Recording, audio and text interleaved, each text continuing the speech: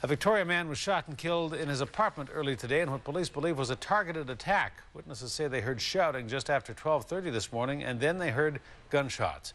By the time police and paramedics arrived on the scene, the gunman had fled.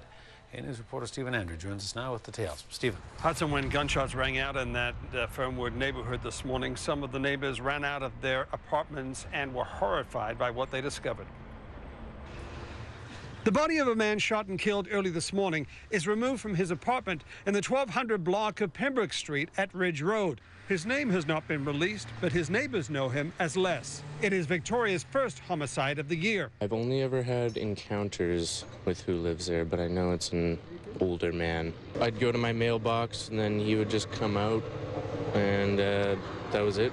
Just say hi, and then he'd go right back into his apartment.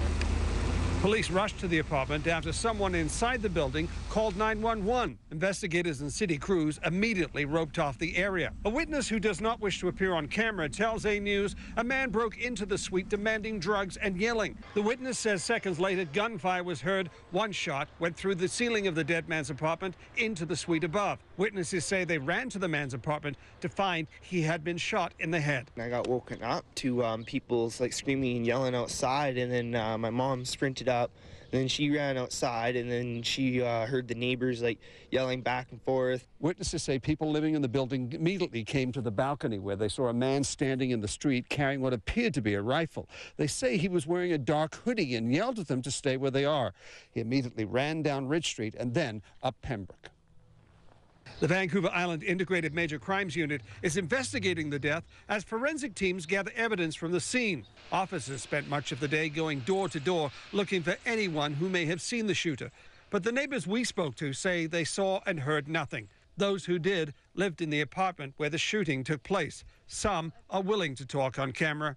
Everyone's probably just shocked because he's never posed as a threat to anyone. Others, frightened by what they saw, don't want their identity revealed. I know violent things happen, but I'm from here, born and raised, and I've never lived in an apartment building with something so violent and meanly making it shocks me. I can't understand what happened. I'm still trying to get my head around it. Investigators believe the attack was targeted, and the crime scene is expected to remain behind police tape until an autopsy is complete.